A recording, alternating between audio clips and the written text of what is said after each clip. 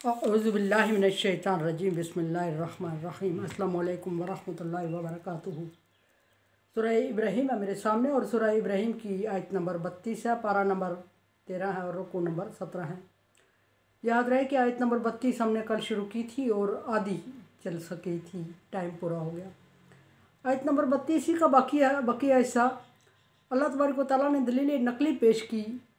फरमाया, दलील नकली बयान करते हुए फरमाया कि अपनी नेमतों का जिक्र फरमाया और फरमाया कि अल्लाह वो ज़ात है जिसने ज़मीन आसमान को पैदा किया और आसमान से पानी बरसाया और फिर उस पानी से इंसान को ना सिर्फ सैराब किया बल्कि उससे इंसान के लिए रिज़्क़ का इंतज़ाम किया। और फिर अल्लाह तबारक व तआला ने पानी पर चलती हुई कश्तियों का जिक्र फरमाया और फिर फरमाया कि समुद्रों और दरियाओं को, पानी को तुम्हारे लिए मुसख्खर कर दिया अल्लाह तबारक व तआला ने। असल ये है कि अल्लाह तबारक व तआला अपनी नेमतों को जिक्र करके इंसान को मनवाना चाहता है कि उसने इंसान पर कितनी नेमतें की हैं और इंसान किस तरह इस नेमतों से फ़ायदा उठा रहा है और फिर किस तरह नाकदरी और नाशुक्री कर रहा है। आयत नंबर 33 फरमाया, देखते हैं, सखर लकुमुश शम्स।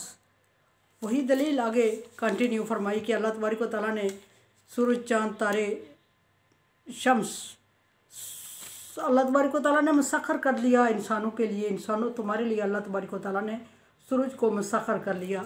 अब सूरज को कैसे मुसख्खर कर दिया?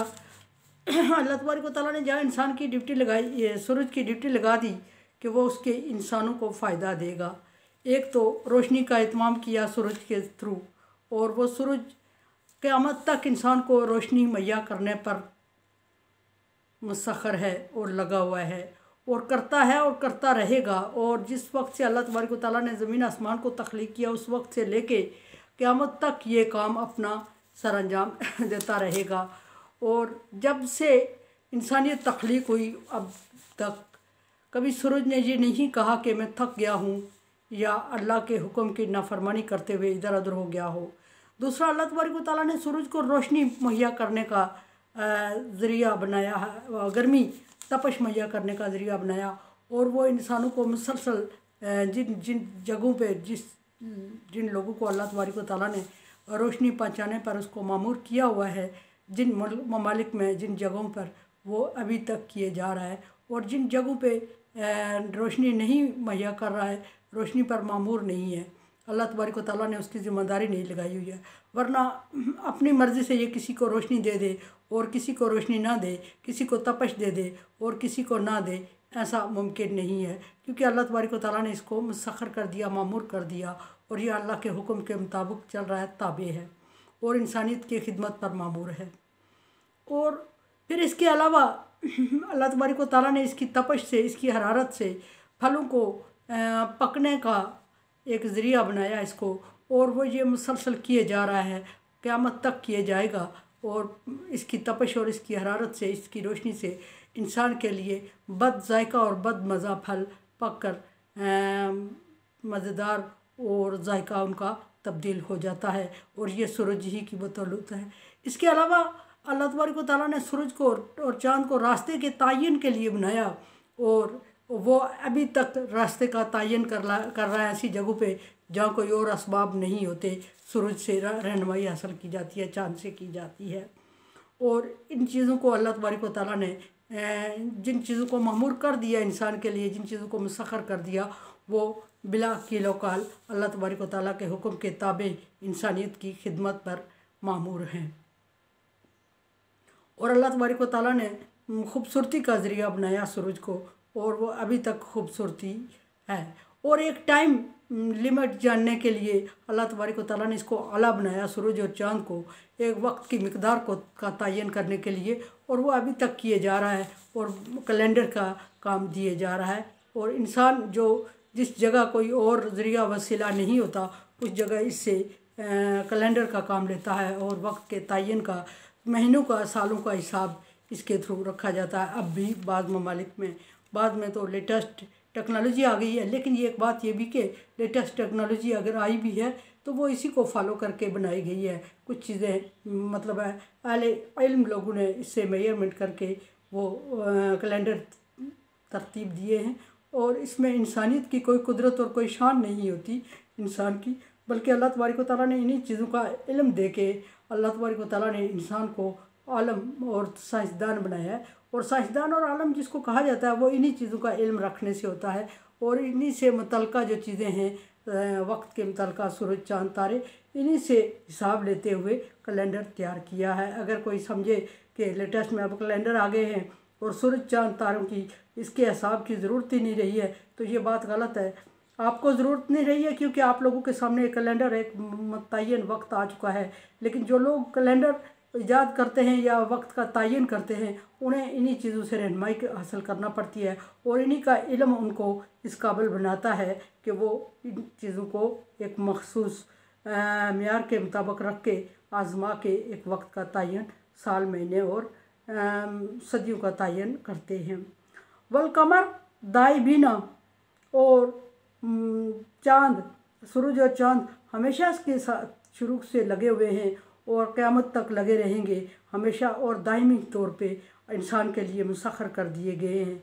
और फिर इनको अगर कहा जाए कि इनसे कोई तब्दीली रोनुमा होगी और कभी इनमें कोई इनकी मिक़दार में, इनके टाइम में और इनकी स्पीड में, चाल में कोई फ़र्क इंसान ने महसूस किया है तो वो बिल्कुल इंसान बेबस है, नहीं बयान कर सकेगा कि उसने इसमें इनमें कोई चीज़ों में तब्दीली देखी है, नाफरमानी का अनसर देखा है, वक्त के मुताबिक नहीं देखा या कभी इधर कभी उधर हुआ हो, ऐसा मुमकिन नहीं।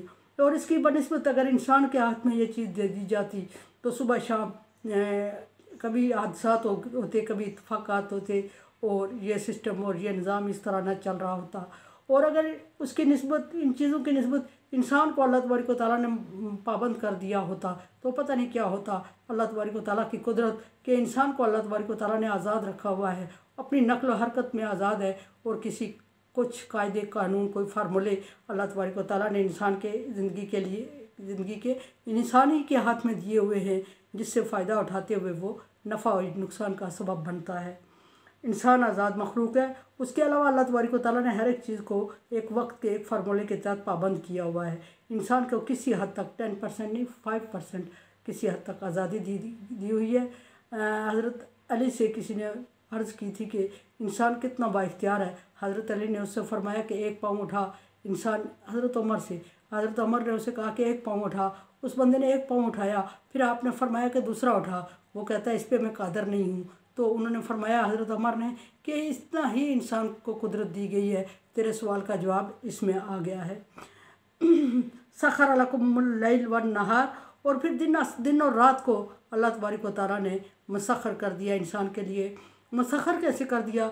दिन को ज़रिया रोज़गार बनाया और रोशनी दी इंसान को और सूरज की ड्यूटी लगा दी और वो इंसान को जहाँ तपिश हरारत देता है वहाँ रोशनी भी देता है और इंसान इस में फ़ायदा उठाते हुए हसूल रिज़्क़ के लिए कोशां रहता है और उसको आसानी रहती है किसी हद तक। और इसके तयन के साथ वो अपने टाइम का एक मखसूस वक्त तलाश रोज़गार में लगाता है या हसूल रोज़गार में लगाता है। जो ही इस सूरज की अलार्म बजे और घंटी बजने लगती है, असर का टाइम होता है, फिर मगरिब का, और इंसान ज़राए को छोड़ के आराम के लिए, आराम तलबी इंसान की फितरत में पाई जाती है और वो शुक्र करता है बग़ैर किसी के धक्का दिए। जो ही मगरिब की अज़ान होती है वो घर में पहुंच जाता है जैसे कि किसी ने इसको पुश करके पहुंचाया। असल में अल्लाह तबारक व तआला के मुकर्रर करदा पैमाने का वो भी पाबंद है, किसी न किसी जगह चाहते हुए और ना चाहते हुए, खुशी से या नाखुशी से उसको वही करना पड़ता है जो अल्लाह तबारक व तआला ने उसके लिए सबब या मखसूस किया है। फिर फरमाया कि नहार लैल, और रात को मुसख्खर कर दिया कि आराम। जो ही मगरिब हुई इंसान को धक्का नहीं दिया, किसी ने बुलाया नहीं कि आजा और अब आराम का टाइम है, अब तगो दो छोड़ दे, अब मशक्क़त छोड़ दे, ऐसा किसी ने कहा नहीं है इंसान को। बच्चे को वालिदैन बुला के ले आते हैं, अब मगरिब हो गई है, खेल कूद छोड़ दे और घर आ जा और अब आराम कर। या अब लेटेस्ट मॉडर्न दौर हो गया है, कहा जाता है कि अब किताबें लेके बैठ जा। हालांकि ये गलत है। रात अल्लाह तबारक व तआला ने टोटली आराम के लिए बनाई है। बस यही इख्तियार है इंसान को कि वो अल्लाह तबारक व तआला के बनाए हुए उसूलों की खिलाफ वर्जी करता है कि अल्लाह तबारक व तआला ने रात को आराम के लिए बनाया और उसने रात को बच्चे को पढ़ने पे लगा दिया, और दिन को काम काज और पढ़ाई के लिए बनाया और उसने इस बच्चे को खेल कूद पे या इधर उधर कहीं भटका दिया और बच्चा इधर उधर आसूदगी की या गेम की या किसी सूरत में टाइम वेस्ट करता है। ये इख्तियार है इंसान का, और यहाँ भरपूर इंसान डंडी मार गया और फ़ायदा उठा गया। अदरवाइज़ अल्लाह तबारक व तआला ने किसी चीज़ को ये इख्तियारात नहीं दिया जितना इंसान को दिया।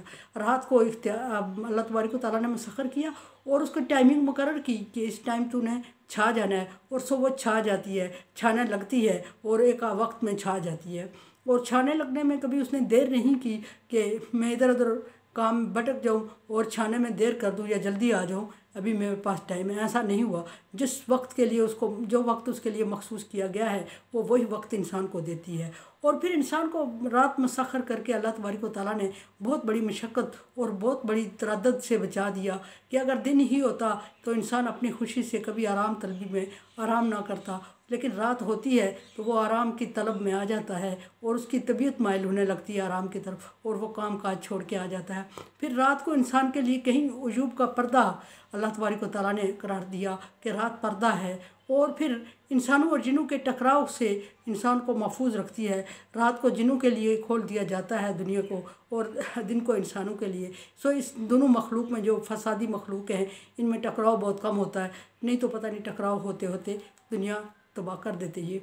और इस तरह अल्लाह तबारक व तआला ने ये चीज़ें मखसूस कर दी इंसान के लिए, और वो इंसान को धूप, तपश, छाँव और रात, अंधेरा, रोशनी वो उसी मुकर्रर वक्त पर प्रोवाइड करती हैं जिस तरह इंसान की तबाह है, और जिस तरह अल्लाह तबारक व तआला ने उसको उन चीज़ों को मुसख्खर किया हुआ है, मामूर किया हुआ है। वो इंसानियत की खिदमत में लगी हैं और लगी रहेंगी और लगी हुई थी।